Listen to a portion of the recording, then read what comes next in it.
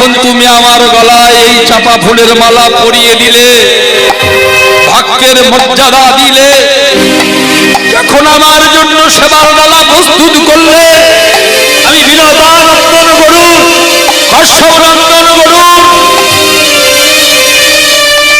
500 বছর ধরে যুদ্ধ করে আমি ভগবান নারায়ণকে হারিয়েছিলাম। 33 কোটি দেবদেবী যুদ্ধ করে আমার কাছে পরাজিত হয়েছিল। আমি সেই গুরুর এই মন্দিরে আমি প্রতিজ্ঞা করলাম, আজ হতে এই পৃথিবীর বুকে যতদিন তুমি জীবিত থাকবে, আমি কৃষ্ণ ভক্ত গুরু, আমি প্রতিজ্ঞা করলাম কোনদিন দুঃখের পরশ তোমাকে লাগতে দেব না, লাগতে দেব না, লাগতে দেব না। গরুরের পৃষ্ঠের উপরে বসেছিলেন মা লক্ষ্মী আর নারায়ণ। ভগবান নারায়ণ করে কর দিয়ে হাততালি দিয়ে বলছেন, গরুর এ সংসারটাকে তুমি চালাও না আমি চালাই, মনে মনে করছেন, বলছেন না কিছু। ভক্তের যখন অহংকার হয় তখন মহা বিপদ। ভগবান ভক্তকে সুযোগ দেন, ভগবান ভক্তকে বড় করেন। ভগবান নিজে বলেছেন, আমার ভক্ত আমার মা, ভক্ত আমার বাবা, কোথায় স্থান দিয়েছেন। আর সেই সুযোগে যদি ভক্ত ভগবানের মাথার উপরে চড়ে বসে তাহলে মহা বিপদ। ভগবান প্রতিজ্ঞা করলেন অলক্ষ্য থেকে, গরু আমি শঙ্খ চক্র গদা পদ্মধারী চতুর্ভুজ নারায়ণ, আমার ইঙ্গিতে বিশ্ব চরাচর কম্পিত ভয়ে কাঁপে থরথর। আমি যেরূপ দেখিয়েছিলাম কুরুক্ষেত্রের মাঠে অর্জুনকে, তবু অর্জুন আমায় চিনতে পারেনি, দুবার দেখাতে হয়েছিল। তুমি আমার ভক্তকে এত বড় প্রতিজ্ঞা করলে, এটা তো মর্তধাম। তাহলে মর্তধামে এসেছি মনে আমাদের দুঃখ নিতে হবে, সুখ নিতে হবে। যেমন দিনের পরে রাত, রাতের পরে দিন, তেমনি সুখ, সুখের পরে দুঃখ, দুঃখের পরে সুখ, এগুলো আমাদের নিতে হবে। তবে হ্যাঁ, যারা ভগবত চরণের সান্নিধ্যে আছে সেই দুঃখ তাদের পরশ করতে পারবে না।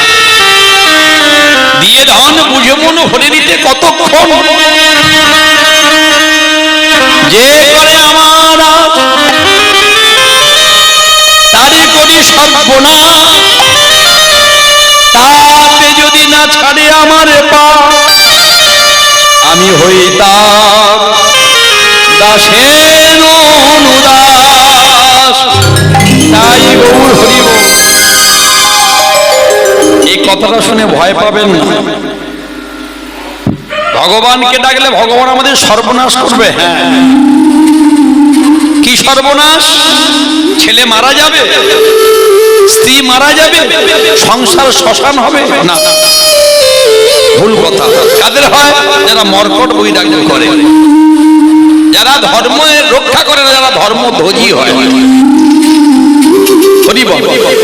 তাহলে আপনার ভিতরে বাহিরে সমস্ত জায়গায় এক হতে হবে। মন যা বলবে আপনার বদন তাই বলবে। হরি বল। তাহলে এখানে কি করবেন? তার হয় সর্বনাশ, কি কাম ক্রোধ লোভ মোহ মদ মাৎসর্য এগুলো নাশ হয়ে যাবে। এই যে কীর্তন শুনছেন, এর যে পুণ্য সঞ্চয় হচ্ছে, এর যে ফল পাবেন বুঝতে পারবেন। আবার যারা শুনছেন না তাদের হ্রাস পেয়ে যাবে, গোবিন্দের প্রতি ভালোবাসা কমতে শুরু করবে। এটা বর্ধিত হবে। ভগবান বললেন, গরুর আমি তোমায় কৃপা করলাম।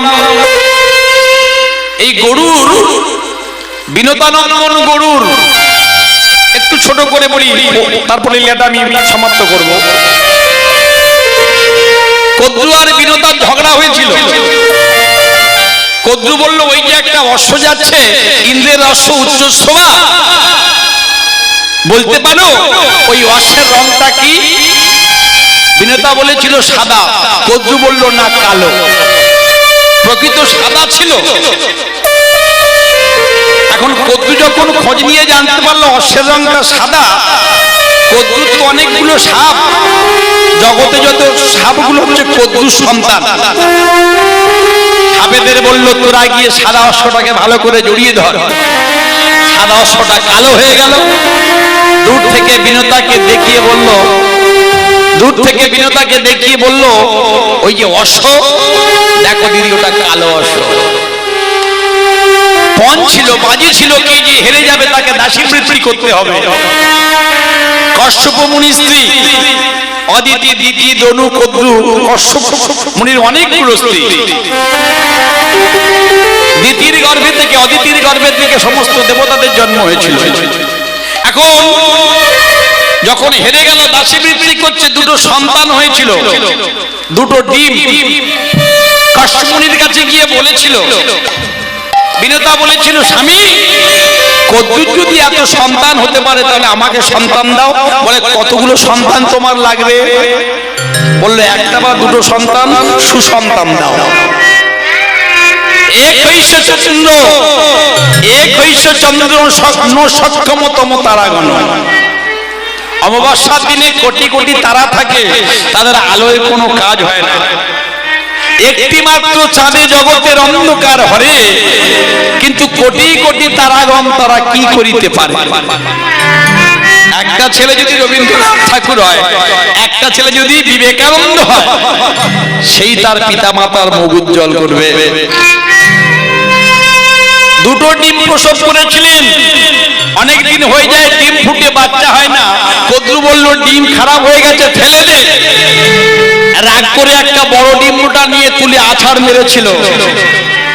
আর আছাড় মারার সঙ্গে সঙ্গে সেখান থেকে একটা সন্তান জন্ম নিয়েছিল, যার নাম হলো পঙ্গু অরুণ। ওই যে সূর্যদেবের যে রথটা, একটা চাকায় 7টা ঘোড়া, কে চালায়? সারথীর নাম হচ্ছে খোড়া অরুণ। চিৎকার করে উঠল, মা এ তুমি কি করলে? সতীনের উপরে অভিমান করে তুমি অসময়ে আমার সন্তানের জন্ম দিলে। তুমি এমন করে আমার অসময়ে যে জন্ম দিলে, সারা জীবন তোমাকে দাসী বৃত্তি করতে হবে। বলল আমি তোর মা, তুই আমায় অভিশাপ দিচ্ছিস? বলল মা কর্ম তো কাউকে ছাড়বে না, উপায় বল। বলল আর একটা ডিম্বু আছে, ওটাকে তুমি ভেঙো না, নষ্ট করো না। ওই ডিম্বটা হবে আমার ভাই, তার নাম হবে গরুর পাখি। গরুর পাখির জন্ম হলো, দেখে মায়ের চোখে জল। মা আমি সন্তান, তোমার চোখে জল কেন কাঁদো? ওরে আমি যে দাসী তোর বিমাতার, আমি দাসীত্ব মোচন করব। বিমাতাকে গিয়ে বলল, বলো মাতা কদ্রু কি করলে? আমি আমার হৃৎপিণ্ড উপরে তোমার পায়ে দেব। আমার মায়ের দাসীত্ব থেকে তুমি মোচন করে দাও। এই না হলে ছেলে। কদ্রু বলেছিল স্বর্গ থেকে যদি অমৃত এনে আমায় দিতে পারিস, তাহলে সেদিন থেকে তোর মায়ের দাসীত্ব মোচন হয়ে যাবে। গরুর পাখি চলে যাচ্ছে, বিনতা মা সে তো মা, কুসন্তান যদ্যপি হয়, কুপিতা মাতা কদাপি নয়।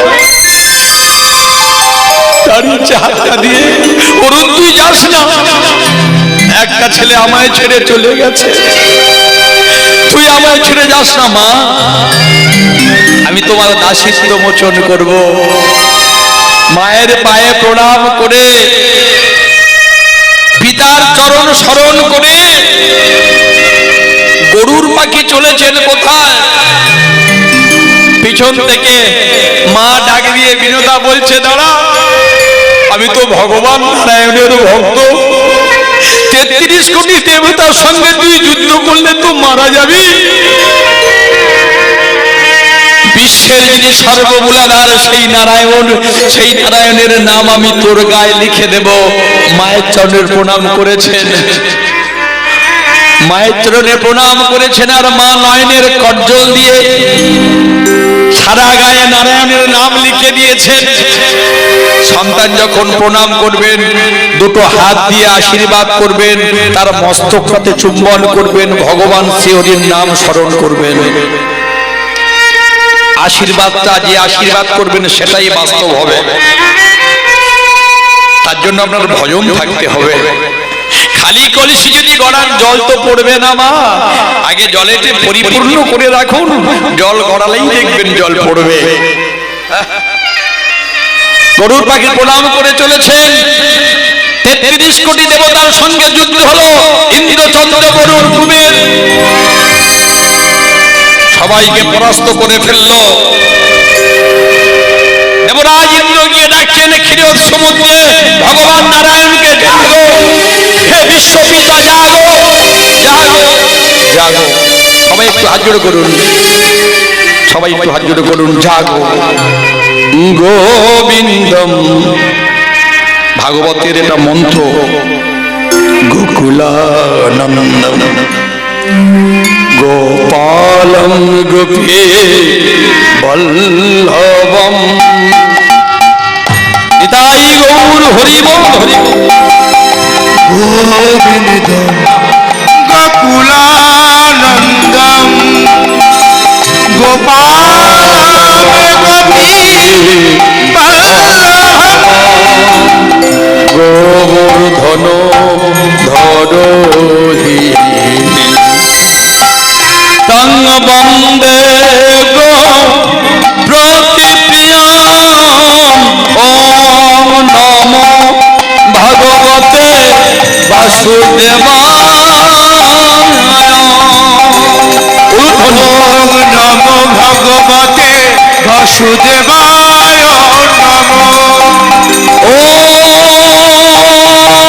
নমো।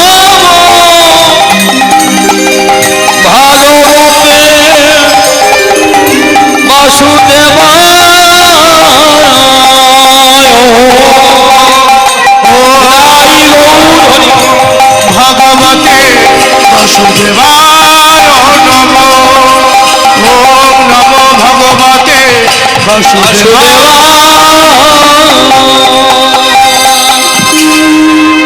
ক্ষীরোদসাই বিষ্ণু জাগরিত হলেন। কি ব্যাপার দেবরাজ ইন্দ্র? সত্যগুণে দেবতা, তমগুণে রজগুণে মানব, রজতমগুণে মানব, আর শুধুমাত্র তমগুণে পশু।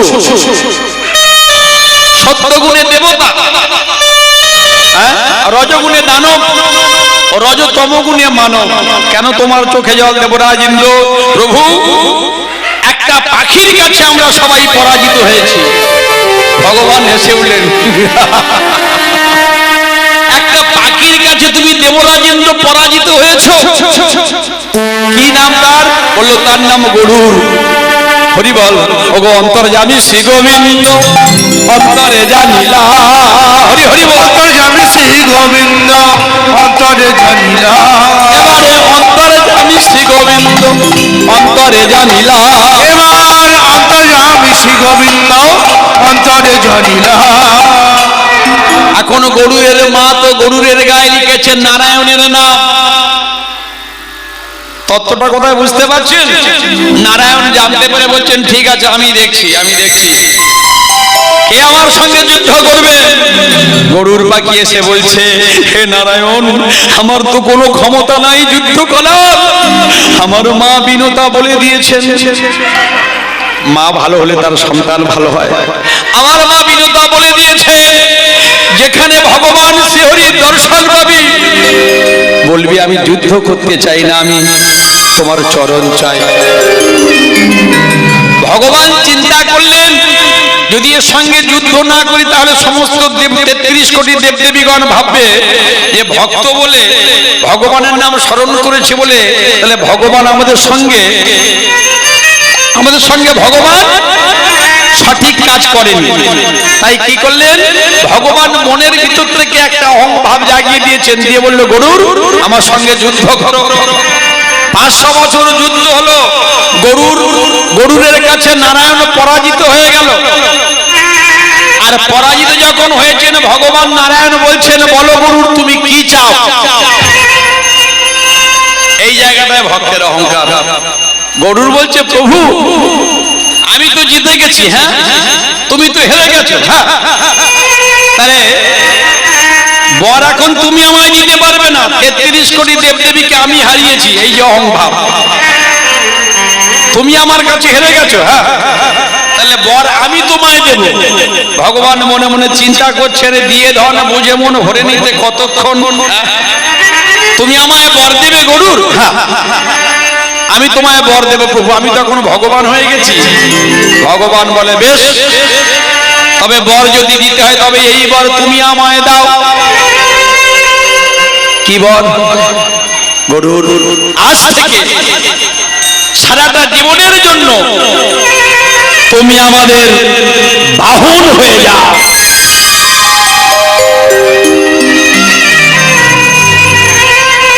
গরুর হাততালি দিয়ে বলছে বাবা বাবা নারায়ণ, তুমি মনে করেছো তুমি জিতে গেছো, তুমি জিততে পারোনি নারায়ণ, জিতেছি আমি। আমার মা বলে দিয়েছিল শরণার মনন শরণার মনন। আমি তো চেয়েছিলাম আমি তোমার দাসানুদাস হই, আমি তো অমৃত নিতে এসেছিলাম, তোমার সঙ্গে যুদ্ধ করতে চাইনি। যে চরণ পাওয়ার লাগি ইন্দ্র চন্দ্র বরুণ কুবের দিবানিশি তোমার ধ্যান করে দিবানিশি। যে চরণ সৃষ্টিপতি ব্রহ্মা চতুর্মুখে ব্রহ্মা নাম করে তোমার সান্নিধ্য পায় না, পঞ্চনন ভোলারথ যে নাম করে নামের অন্ত পায় না।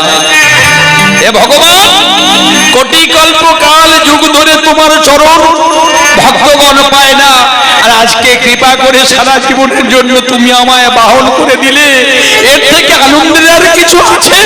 নিতাই গৌর হরি হরি বল। এই সেই গরুর পাখি, গরুর প্রতিজ্ঞা করলো মেয়েটাকে দুঃখ পেতে দেব না। আর ভগবান বলল জগতে যেটা নিয়ম সেই নিয়মের ঊর্ধ্বে কেউ নয়, তবে হ্যাঁ আমার ভক্তকে আমি রক্ষা করি। কিঞ্চিত দুঃখ হবে, প্রকৃত যে দুঃখ সেটা ভক্তকে আমি লাগতে দেব না। হরি বল। দেখতে দেখতে মেয়েটার বয়স যখন হয়ে গেল 16 বছর, 16 বছরের মেয়ে, এখন রাজামশাই চিন্তা করছেন মেয়েকে পাত্রস্থ করতে হবে, বিবাহ দিতে হবে। কন্যা যখন উপযুক্ত হয়েছে, আর 10 মিনিট মায়েরা হয়ে গেছে, তাহলে কি করব? গরুর পাখি মনে মনে চিন্তা করলেন তাহলে জগতের ঘটকেরা অনেক মিথ্যা কথা বলে, তাহলে আমাকেই সাজতে হবে ঘটক। আমি যদি ঘটক সাজি তাহলে মেয়েটার জন্য একটা ভালো পাত্র দেখতে পারবো। হরি বল। গরুর পাখি তাই নিজের বেশ পরিবর্তন করে একটা ব্রাহ্মণের বেশ ধারণ করে এইবার চলেছেন কোথায়? মহারাজ চন্দ্রধ্বজের রাজসভায়। মহারাজ চন্দ্রধ্বজের রাজসভায় তিনি যেহেতু ভগবান নারায়ণের ভক্ত ছিলেন, হরি বল। নারায়ণ হরি ও নারায়ণ হরি ও, সবাই করতালি। নারায়ণ হরি ও নারায়ণ হরি ও নারায়ণ হরি ও নারায়ণ হরি ও। যে নারায়ণের নাম লয় মনোবাসনা পূর্ণ হয়, নারায়ণের নাম লয় মনে বাসনা পূর্ণ হয়, নারায়ণের নাম লয় মনোবাসনা পূর্ণ হয়, নারায়ণের নাম লয় মনে বাসনা পূর্ণ হয়। ভক্তিতে ভজ নারায়ণ, ভক্তিতে ভজ লক্ষ্মী নারায়ণ, নারায়ণ নারায়ণ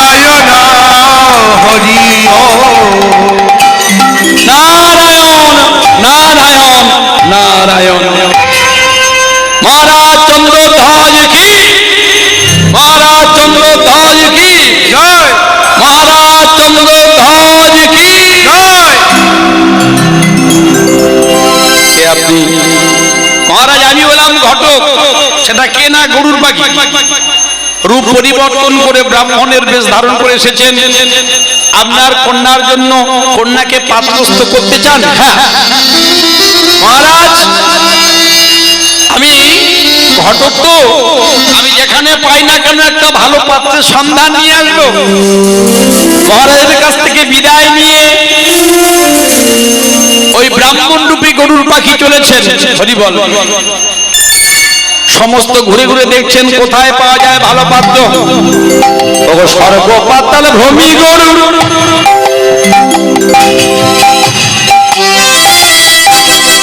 জানা আছে উঠতে স্বর্গে গেছে, পাতালে গেছে, পাত্র পায়নি।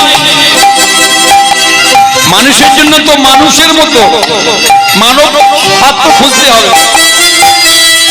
স্বর্গ পাতাল ভূমি গরু, এবারে মর্তভূমি যা, মর্তভূমি গিয়া গরু খুঁজি নাহি পা। স্বর্গ পাতাল ভূমি গরু মর্তভূমে যায়, মর্তভূমে গিয়া গরু খুঁজি নাহি পায়।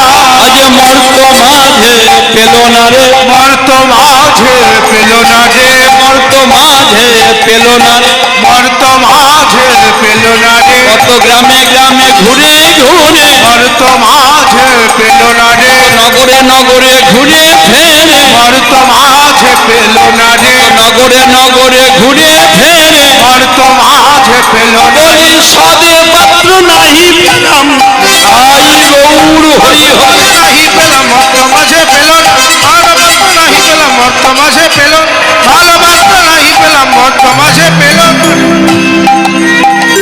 আজ মর্ত মাঝে পেল না রে, মর্ত মাঝে পেল না রে। গরুর পাখি উঠতে উঠতে খুঁজতে খুঁজতে কোথাও পাত্রের সন্ধান পেল না। চিন্তা করলেন তাহলে পাত্র কোথায় পাবো।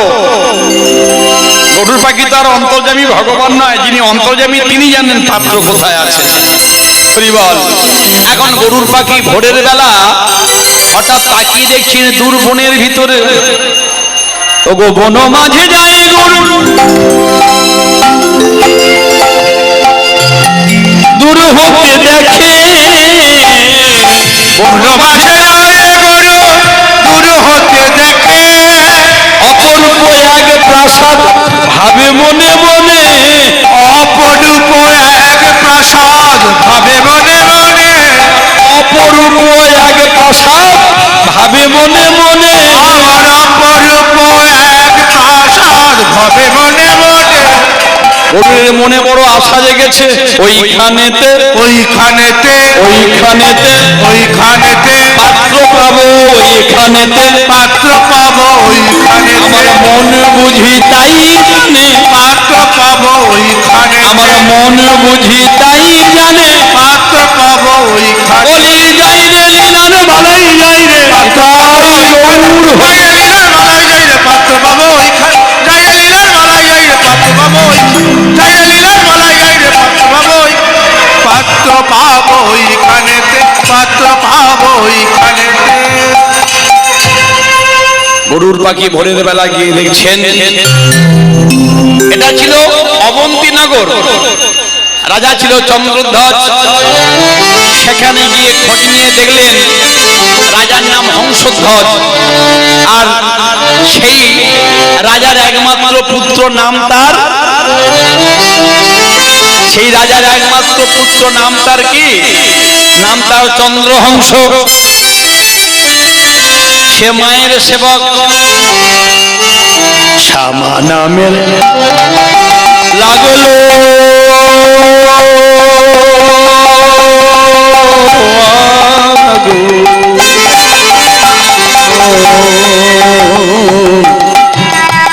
আমার দেহ ঘটিতে মা, মা মা শ্যামা নামের লাগলো আগো আমার দেহ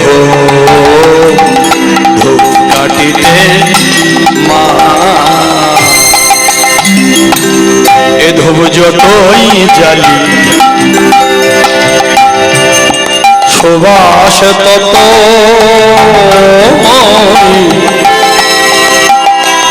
লাল লাল জবা ফুলগুলো তুলছে চন্দ্রহংস ছড়িয়ে পড়ে চারিভিতে মা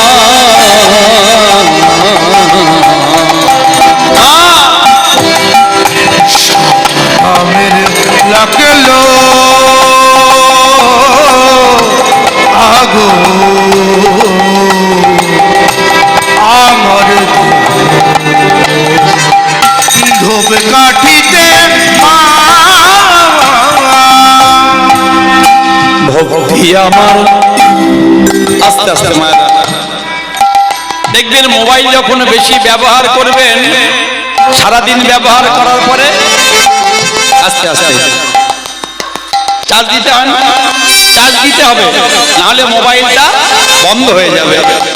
এই সারা জীবন সংসার করতে আমরা নেমেছি, আর যখন দেখবেন আমাদের চার জীবনের শক্তি যখন কমে যায়, সেই শক্তিটাকে আবার পুনরায় পাওয়ার জন্য মাঝে মাঝে হরিনাম তোলায় আসতে হয়। এখানে এলে আমরা চার্জ পাই, চার্জ মানে শক্তি পাই। কার শক্তি? ওই যে গোবিন্দের পরাশক্তি, ওই শক্তিটা পাই, যে শক্তিটা আমরা একাদশী করলে পাই। কুরুক্ষেত্র, গয়া, গঙ্গা, বারাণসী, আর ব্রতের মধ্যে হলো একাদশী। যারা একাদশী করতে পারেনি, যারা এই সব কর্মগুলো করতে পারে না, তারা একবার ওই কুম্ভের মেলায় গিয়েছিল, খুব কাজ ছিল। আপনাদের আশীর্বাদে আমার সৌভাগ্য হয়েছে। এদিকে চন্দ্রহংস লাল লাল জবা ফুল তুলে যখন সাজিতে রাখছে আর মায়ের গান গাইছে, দূর থেকে লক্ষ্য করলো ঘটক বেশে গরুর পাখি, তাহলে এই ছেলেটার সঙ্গে এ সৎপাত্র আমার চম্পাবতীর বিবাহ হবে। গরুর তো প্রতিজ্ঞা করেছে মেয়েটাকে দুঃখ লাগতে দেবে না, কিন্তু আমরা তো বললে হবে না। দুঃখ আমরা পাই কেন? আমাদের কর্মের ফলে। জীব নিত্য কৃষ্ণরা তাহা ভুলি গেল, সে কারণে জীবের নয়নে জল গড়াতে লাগিল, সে কারণে জীবের নয়নে জল গড়াতে লাগিল। হরি বল। ভুলি গৃহ সজন,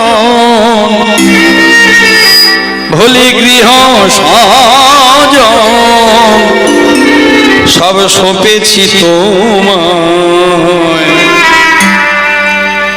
যারা সকালে উঠে এটা বলে, তারা বলে হে গোবিন্দ, তোমার সংসার, তোমার ছেলে, তোমার মেয়ে, তোমার পতি, তোমার পুত্র, আমি তোমার। আর যারা বলে সব আমার, সব আমার, ভগবান বলছে তুমি কার, সে উত্তর দিতে পারে না। এক কথায় বলতে হবে আমি তো তোমার। সব যদি আমার, তাহলে তুমি কার, আমি তোমার। ভুলি গৃহ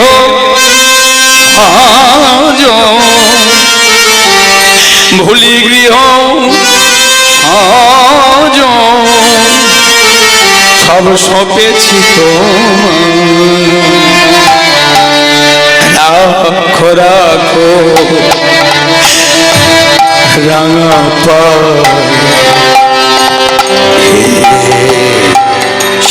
শ্যামরায়, রাখো রাখো রাঙা ভুলি গৃহ হরি হরি সবে সপেছি রাখো রাখো রাঙা পায়, হে শ্যামরা রাখো রাখো রাঙা পায়, হে শ্যামরা রাখো রাখো রাঙা পায়। সংসার মরুভর নাহি তরু ছায়া,